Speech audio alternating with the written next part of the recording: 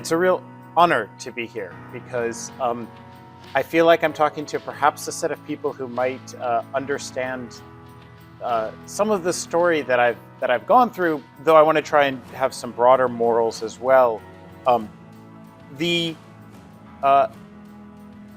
One of the things about being an HSS person who transitions into being around a lot of STEM folks is you never feel at home. And so it's kind of interesting to suddenly be in a room of people who might understand what that, intellectually is like to sort of feel like nobody quite wants to claim you as their own. And so thanks for giving me the chance to talk to you. I thought it might be, given the nature of this event, I thought it might be helpful for me to start with just a few words about sort of my story of how I ended up in this weird position. When I went to college, I ended up as a philosophy major, in part because it was the major that had the fewest requirements. And so I could be a philosophy major, but take the course on, constitutional law and the psychology of language, psycholinguistics, and short stories from Latin America in the 20th century. The kind of things that I suspect my parents rolled their eyes at, and they thought, well, he'll figure out something to do with all of this. But I make that point to emphasize that I didn't end up in philosophy because I was passionate about philosophy. And I think it's important to be upfront about that. I ended up there because I was interested in kind of everything, and it was a way to get a degree while still being able to do everything. And then I thought, well, graduate school seems interesting. And somebody explained to me that they were going to pay me to be a student. I thought, well, that's cool. Okay. So I actually came here. I came here for graduate school many, many years ago, even predated Volcker, here at UCSD, and got here and was like, oh, you mean I'm supposed to know something about what Aristotle said? I'm supposed to know something about ethics? Okay. And so suddenly had to almost go back and do a second degree. At the same time that I was thinking, here's this psychology stuff that's really interesting and applies to the work I'm doing. I guess I'll just go work in a psych lab for a year because, as long as I kept being a teaching assistant, I was getting paid. The department here, thankfully, didn't care that I went off and just worked in a psych lab for a year to learn how to design and run experiments, which meant that I graduated with a PhD, and every philosophy department said, you look great for the psych department to hire. And every psych department I applied to said, we'd love it if philosophy hired you. And so I ended up at a research institute, working on other people's grants.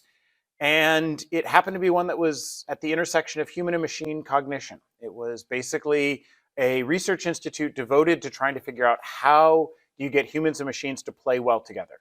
And this is in 2001. Okay, so something that we right now don't know how to do all that well. We were worried, it was an issue 20 years ago, an issue 50 years ago when autopilots show up in airplanes, of course. And I was one rejection letter away from leaving academia. I couldn't find a job. I spent 3 years trying to find a job, couldn't find one. My wife had a wonderful job. We were living in Colorado. I was like, all right, I guess I'll go work for pets.com or something like that. Because, I could write code and I could write English. And that was a rare combination in the early 2000s. And so I was literally down to one last rejection letter. It was the last job I had applied for that I hadn't been rejected from. And then they offered it to me. And they offered my wife a job at the same university. And we said, well, guess we're moving to Pittsburgh. And we went to Pittsburgh and spent 18 years there, where I was in perhaps the strangest philosophy department in the US. It was the only philosophy department that would look at somebody with my background who basically said, I don't care about the history of philosophy. I care about helping people understand the world, and say we like that. So was there for 18 years and then came out here 2 years ago, in part because we created I wasn't here at the time, but there was a new data science institute that was created here. And the people who founded it, primarily Rajesh Gupta and Jeff Hellman, who passed away a couple of years ago, they decided that they wanted ethics, responsibility, and public engagement to be at the center of everything that happened at the Data Science Institute. And I had started doing ethics of data science, ethics of AI stuff about 12, 13 years ago. They said, why don't you come out here and help us do this? It'll be fun and exciting. And I said, no, because you're not serious. And they said, no, we really do mean it. We really do. And I thought, I know enough STEM people. You're not serious. This isn't what you mean. And they go, no, we've put this into our curriculum. We're requiring all of our undergraduates and all of our graduate students to take courses in data ethics to understand the dissertations have to talk about the societal impact of what they're doing. It's like, wow, who's teaching that course? They said, we really hope you do. I said, well, what are you going to do if I don't come? Because we've got good jobs. And they said, we don't know, but this is too important to not do it. So that's why I'm here. It's because they were willing to say, this just has to be done and we'll figure it out. And I tell you this story in part to emphasize the luck of all of one's career and life. If Carnegie Mellon had said, nah, my wife was a unanimous job offer from them, I was not. I was decidedly not a unanimous offer from the department. If they decided to go in a different direction, there's no world in which I'm standing in front of you.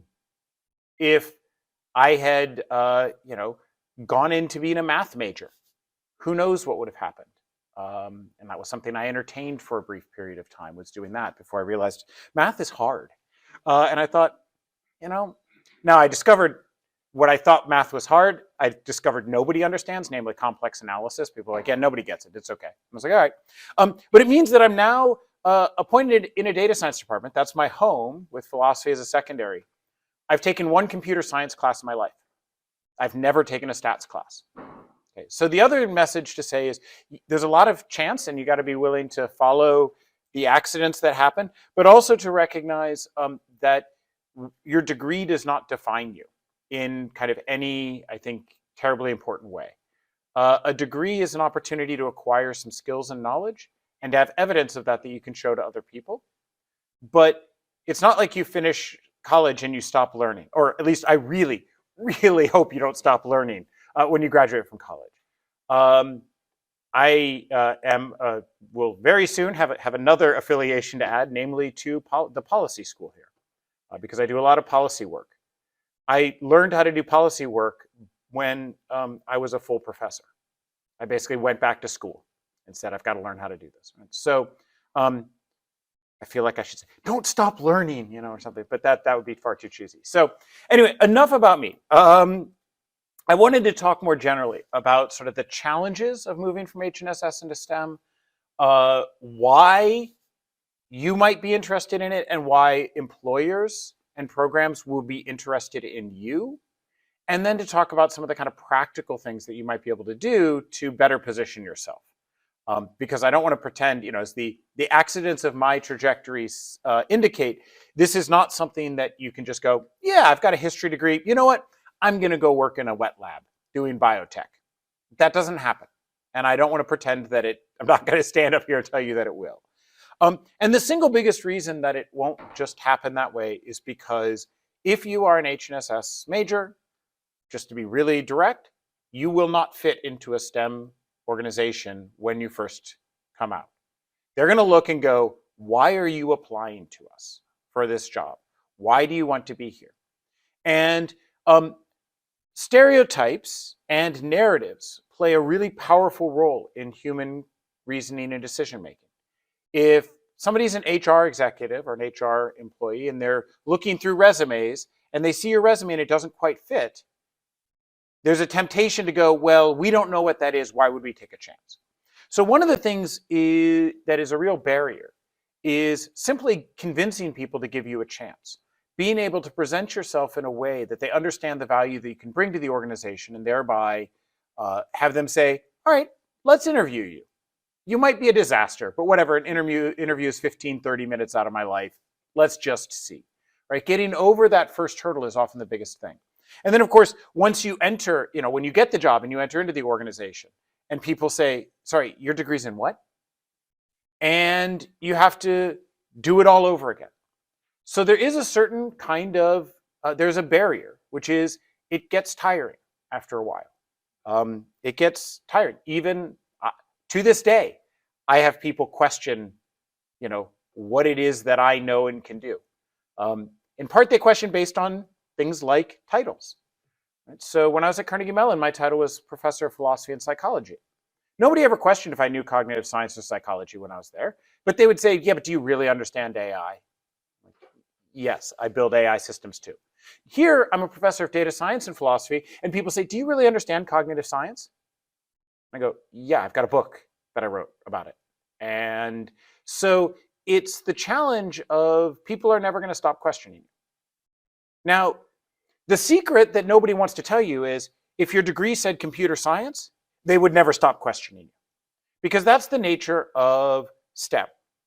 STEM organizations, in my experience, and there's a lot of evidence for this, tend to be more, I don't want to say more competitive, but there's more of a, what have you done in the last week? What cool code did you write? Because the products in the STEM fields are more tangible typically. The program runs or it doesn't. The model makes accurate predictions or it doesn't. The gels that you cultured have the relevant bacterium on them or they don't. There is a tendency to focus on these concrete milestones over and over in STEM. So even if you have a STEM degree, the reality is that's just the way these organizations are. It's much more, what did we do this month? What did we do? What are we doing next month? Which can be very tricky, I think, for those of us who come out of the humanities and social sciences, because we're much more used to working individually, working on projects that may take all semester or all quarters. Full in on the quarter system? Semester. Okay, you guys are so lucky. We still have another week of classes. You work on a project that lasts all semester, and you have the opportunity to really dive in and understand something. That's not the culture of most STEM organizations, and that's not the culture of most STEM majors. And so that's another barrier that you're going to run into, is you probably haven't had a whole lot of experience in collaboration. And that's an important part of the STEM fields. You just can't do most interesting STEM projects on your own. You can still do really interesting history on your own. And that's not to say that somehow the history is not as good because one person could do it by themselves. It's to say it's just a different kind of inquiry. Now, another problem that I think is a barrier to moving into a STEM organization is actually the variations in language. Okay. So let me take an example that I've had to deal with a lot or encountered a lot, and that is the word loss. Not, you didn't gain, you lost something. Okay. If you're a philosopher and you hear loss, you think about ethics and values and how are my values being harmed or impaired. If you're an economist and you hear loss, you think profit loss. Right? So you're thinking the mathematics, you're thinking essentially money. If you are a psychologist and you hear loss, you think about the psychological or affective state that you experience when you drop below a baseline. If you're a computer scientist and you hear loss, you think a mathematical function that you're trying to optimize. And so, it sort of confused me when I first started talking to computer scientists and they were talking about a loss function. And I'm just like, okay, I want to translate that into ethics, and that's just not working because this is just a mathematical function. But so I bring that example up simply to indicate, and if you're, by the way, I'll say, if you're doing things in chemistry, loss is basically what came out of the reaction that you just have to throw away because you can't use, right? Because all reactions are imperfect; they don't perfectly work, and so invariably you have a loss, right? Some of the reagents simply you've lost them. Again, value neutral in a certain sense. So that's another challenge you run into when you're moving into the STEM field, is that a lot of the words will look the same, but they don't mean the same. And you'll be tempted to describe things in one language, and people won't understand what it is that you're necessarily saying. So I sometimes say, only half jokingly, that I'm now at this point, I'm multilingual, not English, Spanish, though once upon a time I was, but I'm a multilingual: philosophy, psychology, computer science, public policy, that I can switch between those languages, because although they all are done in what sounds like English, they actually are radically different languages. So there are all these barriers, right? You don't fit stereotypes. You may not use language in the way people expect. There's a glorification of technical expertise and concrete products that occurs in STEM that I think is contrary to the kinds of training that often is done, occurs in HSS.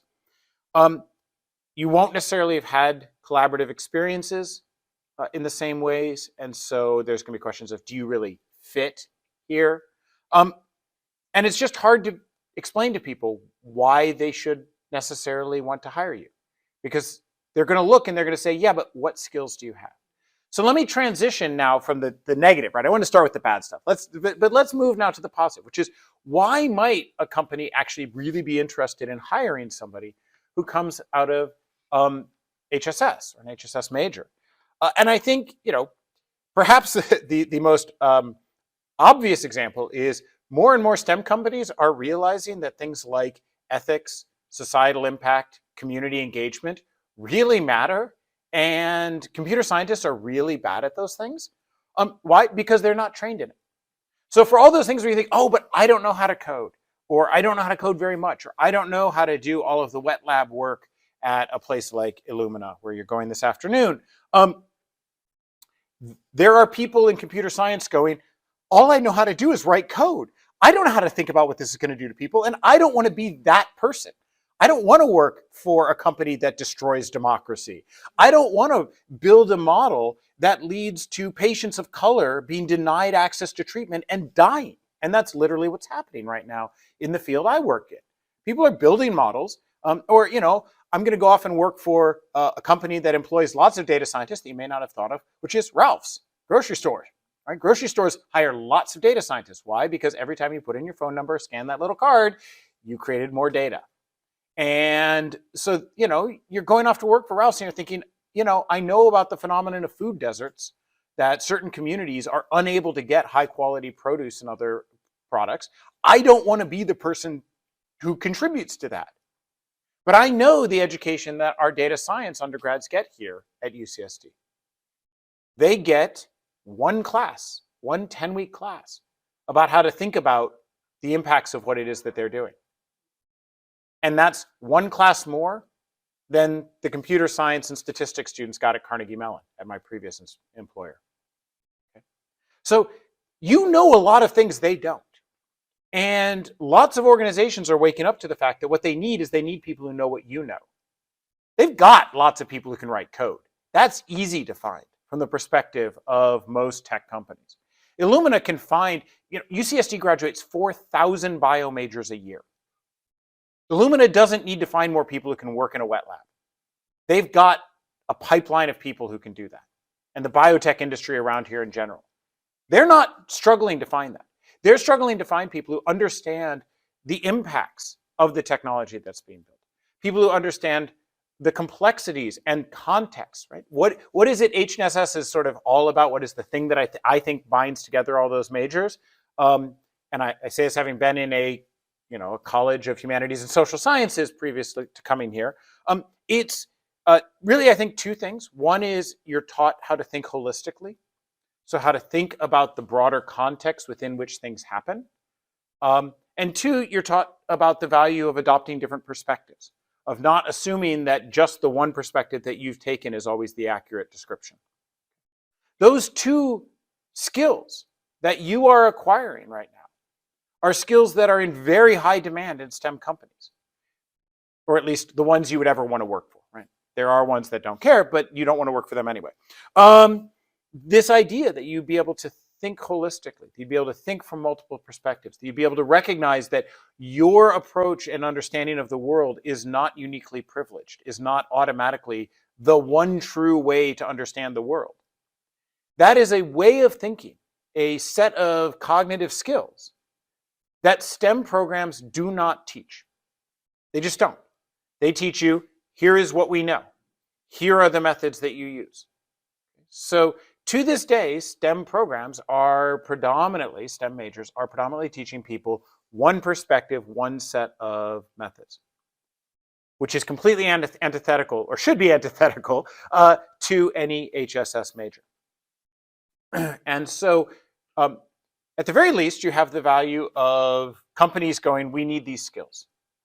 Now you have to figure out how to sell yourself, You have to figure out, sorry, that came out wrong.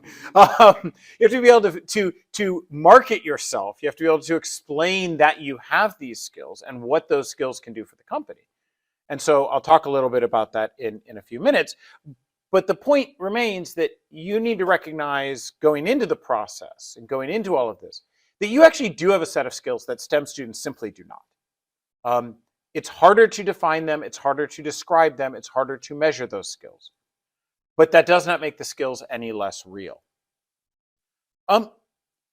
You also probably have a lot more experience in communication. STEM programs are not very good at teaching people to communicate in writing or orally. How many of you have had to do a presentation? If I ask my data science students this, no hands go up. And I've done this because I teach an upper division data ethics class that students have to take. And I will ask them, how many of you have ever had to do a presentation that's longer than 5 minutes? And invariably, there are a few hands that go up. Sorry, I wasn't asking you because I know it would happen, right? Invariably, there are hands that go up, and it's the philosophy majors and the econ majors and the psych majors in the class. They're the ones who've had to do it. And all of the data science students are sitting there going, what do you mean? Talk in front of people? Right? So you've got communication skills. And organizations, once you get out of college, once you get out of universities are weird in so many ways.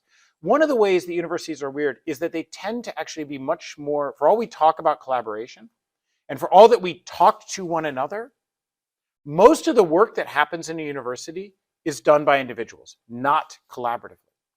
Your homework is typically done individually. My research is done by myself or maybe with one or two other people. I have a lab, but it's lots of little projects. It isn't as though we have a team of 20 people who are all working towards the same common goal. That's weird in a university, to have a team of 20 people. It's completely normal in STEM organizations. And so what that means is if you have a team of 20, you'd better be able to talk to people. You'd better be able to communicate. You'd better understand how to navigate interpersonal disputes. The kinds of things that actually HSS majors give you some of the baseline skills. I'm not going to claim, I'm a philosopher, I am certainly not going to claim that all HSS majors are socially, have high emotional intelligence. At the same time, you have the grounding in understanding other perspectives, in recognizing complexity, in understanding shades of gray, in a way that I think is often not taught in STEM fields. The final thing that I would point out that I think HSS majors bring to organizations is the ability to think more abstractly and recognize qualitative patterns. So I start out saying, it's important to be grounded in the context. That's one of the things HSS majors provide, is an understanding of sort of holistic thinking. But precisely because of the holistic thinking, I think that it is often the case that people are able to see patterns that you can't necessarily see when you're worried about how do I get this 5 lines of code to work. Now, of course, if you are, say, a historian, there are times that you're just trying to understand what is this one line in this, audit that somebody did, some census that was done in 1847. What on earth did they mean? Or like, what is this word? Because the person scribbled it and I can't figure out what that word is, right? These are things that, of course, there is a focus on the details in HSS. I don't want to suggest that there's not. But it's always done in service of finding patterns. So in philosophy, people sometimes distinguish between analytic and synthetic philosophy. The idea being that analytic philosophers take some complex problem, what is consciousness, like this experience of the world that we all have, and take it and try and break it down into little pieces. Well, there's the functional component and the experiential component and the neural basis and the embodied, and then you do all of the work on that. Synthetic philosophers typically take a set of things and try and put them together. So they might say, okay, yeah, let's not worry about understanding consciousness by analyzing down. Let's understand the role of consciousness in our experience of a connected social world. And STEM is entirely analytic. It's all, how do I take a problem and break it down into tractable little bits that I can do at the lab bench, that I can do in a piece of code, that I can do in a data analysis. HSS, you're constantly moving up and down. I think, in the best programs. Hopefully, I'm certain all of you have had these kinds of classes.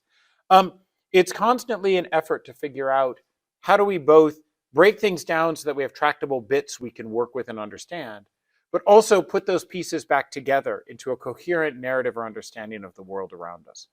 Because the world around us is unbelievably complex and messy, and we do ourselves a disservice when we think of it as just a bunch of atoms. I don't mean literal atoms, I mean, sort of little conceptual pieces. So that's my argument for the value that you bring, for the value that you provide as an HSS major to a STEM organization. You know how to think holistically, you know how to think critically and abstractly, you know how to understand different perspectives. You probably have a lot more experience at communication of various types and communication to different audiences. And you know how to sort of think qualitatively. Scientists, STEM organizations, they want numbers, but numbers often obscure rather than illuminate. And so it becomes important to find ways to understand the narratives and the arcs and the stories that we tell ourselves and one another in order to make sense of the world.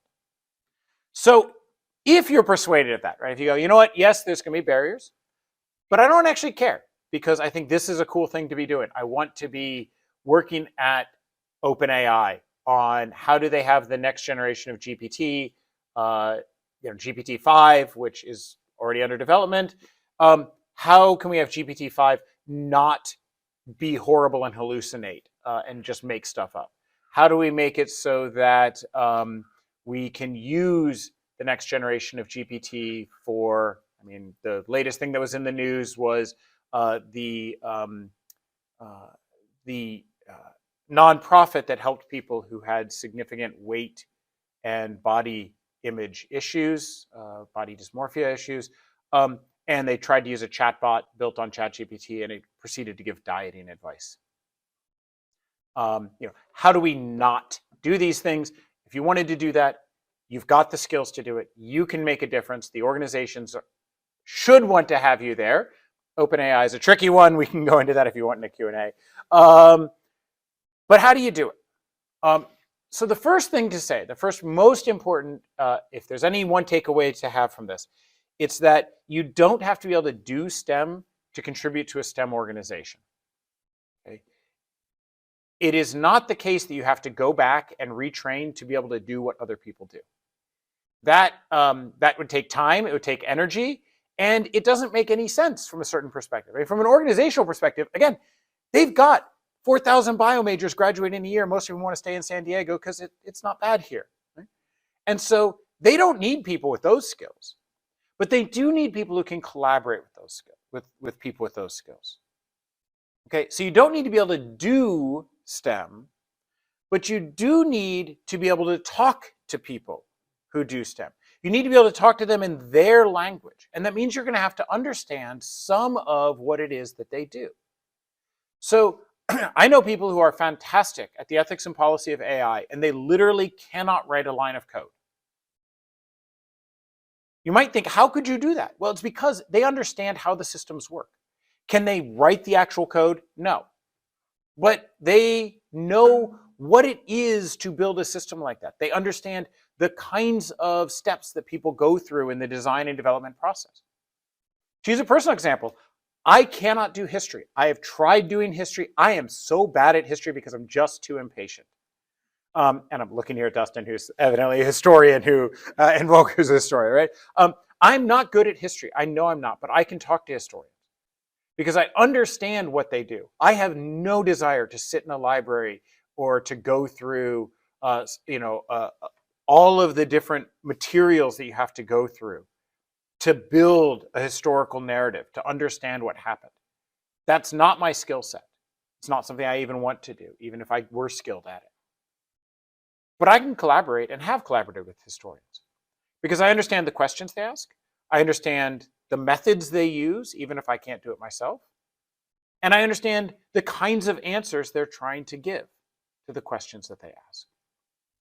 So that's the first step. If you want to be able to be in a STEM organization, you have to actually understand what it is that they do not in the sense of being able to do it yourself, but in the sense of understanding questions, language, and answers. What are the questions they ask?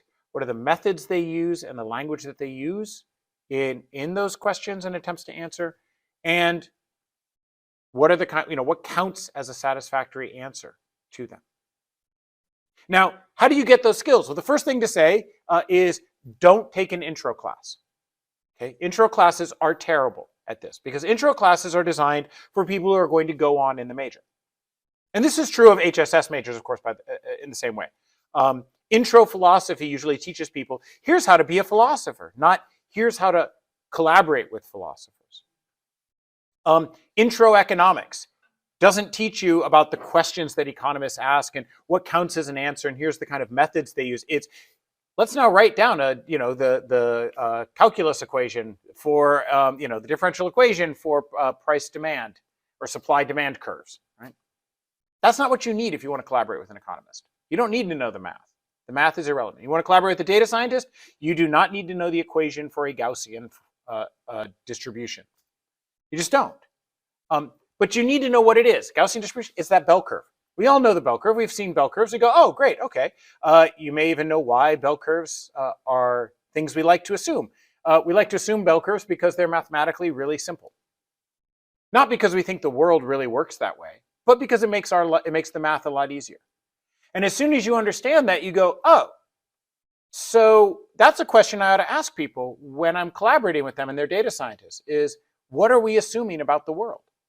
And if they can't tell me, well, guess what? I just contributed an HSS skill to this organization because I forced the technical people to stop and ask, are we using the right methods for the questions that we're asking?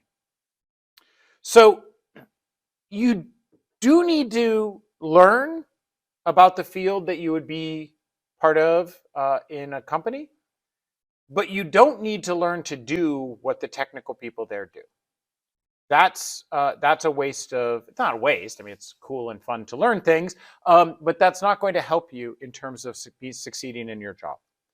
Instead, I think the more important thing is to befriend people who are in that major or who are in that field and ask them, what do you do? Because if they can explain it to you, then you're going to understand what you need to know. And if they can't explain it, then they will actually appreciate it later that you forced them to be able to try to explain it, because it will help them professionally if they can explain what they do. Because, for example, my daughter is in college right now. She's actually on a 6-month co-op internship. She's not taking classes. She's working at a company, getting real world experience. She happens to be in STEM. Tried to talk her out of it. Her favorite class so far in college was political philosophy, but she said, no, I am not going into philosophy. So she's a mechanical engineer. She's doing mechanical engineering in her co-op. Her boss was an English major. So she's managed by somebody who's an English major. And her boss can't do even what she does as a sophomore in college in terms of the technical.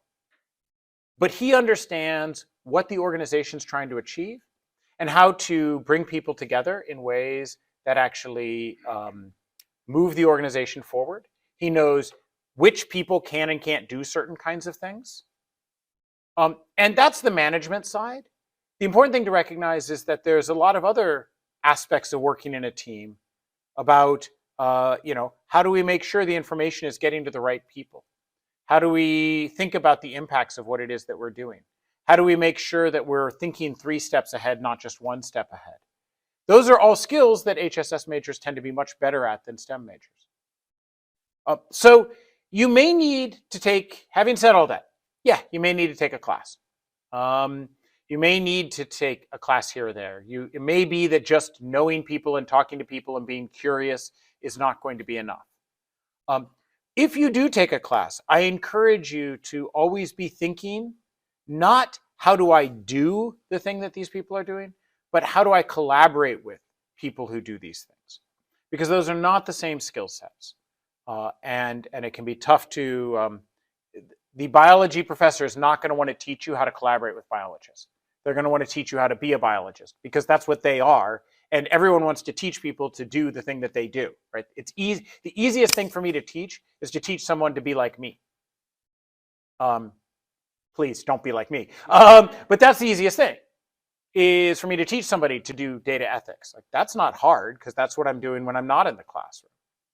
What's hard is for me to teach somebody how to collaborate with somebody like me.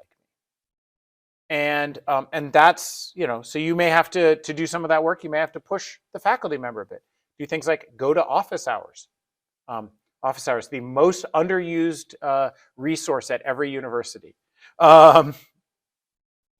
The last thing I would say is, as more and more companies are starting to recognize the importance of thinking about things like ethical and societal impacts, or the broader human dimensions of what they're doing, they are starting to realize that maybe they should bring some people into the company, but they really don't want to just hire somebody, because they don't know what they're trying to find. So right now is actually, there is one part of the tech industry where it's actually pretty easy to find an internship right now, and that's if you do ethics and society. So I'm thinking near the computational tech industry. That's the part I know by far the best. The data science students that I know, they're really struggling to find internships. The philosophy students who want to work on data ethics are having no trouble finding internships, because companies are looking, going, all right, let's bring somebody in for the summer. Let's bring somebody in for 6 months. Let's see what they can contribute to the organization. And in some cases, the company decides, now we don't want to do this. In other cases, there's things like, I happen to know a research organization. It's basically a pure math research organization up in Berkeley. They brought someone in for a summer internship to look at ethical issues. You might think it's pure math. What are the ethical issues? Well, some of the ethical issues are things like they are a pure math research institute funded by the Department of Defense and ExxonMobil. So there are ethical issues, because those organizations don't fund mathematicians just to do pure math. And so thinking about these sorts of things. So they brought someone in for an internship for last summer for 3 months. 1 month ago, they hired somebody full-time to be a full-time research ethicist at this research institute. Now that's a little bit of an exception, because they were, it's a lot of former academics who were thinking multidisciplinarily. But the point remains that we're seeing this happen in a lot of different companies, certainly in the tech field.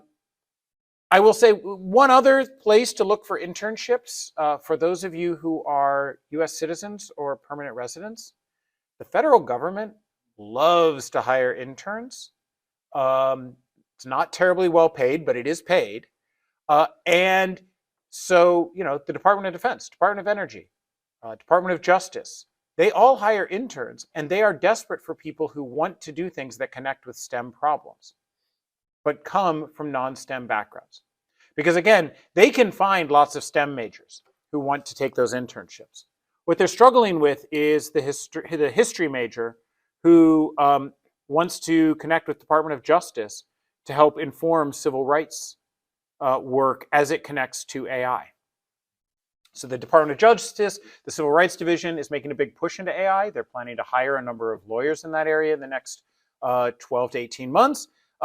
In the meantime, they need people to be interns, people to help make sense of what they're seeing, to understand that the civil rights biases and abuses that are not just perpetrated but magnified by the uses of AI all have a historical grounding. And you can't just say, well, but these are the data. The DOJ has to know how to respond to people. So the federal government is actually another place to look when you're thinking about how to transition, how to get those experiences that make a STEM company go, huh, all right, maybe this person's not just desperate for a job. Maybe they really do understand the kinds of things we're looking for and would be interested in trying to join the organization. So those are sort of, I think, the big things to take away as you think about perhaps making these kinds of moves. Don't try and become what the STEM folks are. Don't try to get their skills, because that's not that's not your competitive advantage. Your competitive advantage is precisely that you have skills that they don't have. But you do, because you're going to their organization, you're going to their turf. You have to learn their language. You have to learn to collaborate with STEM people. And to do that, you have to understand what they're doing, even if you yourself are not able to necessarily do it at all. And then recognize that there are many ways to gain the kinds of experience and knowledge you need. It's not just about taking classes. I stopped taking classes. I guess maybe this will reveal something about my age. I stopped taking classes 24 years ago. I have not been in a classroom except as a teacher for 24 years. I didn't stop learning. And you just have to learn how to learn in other ways and in other settings. And if you can do that, you'll be able to position yourself so that companies look and say, we see the skills that you're bringing to the table and we see how they help and would advance us. So there are my thoughts. I probably rambled on a bit too long, but we've got time, I guess, probably about 15 minutes for Q&A. And I'm happy to treat it, I should say, just to be clear, literally you can ask me anything. I may not be able to answer it, but if it's about my history, but also if it's, if you want to just talk about ethics and policy of AI and those things, happy to talk to you.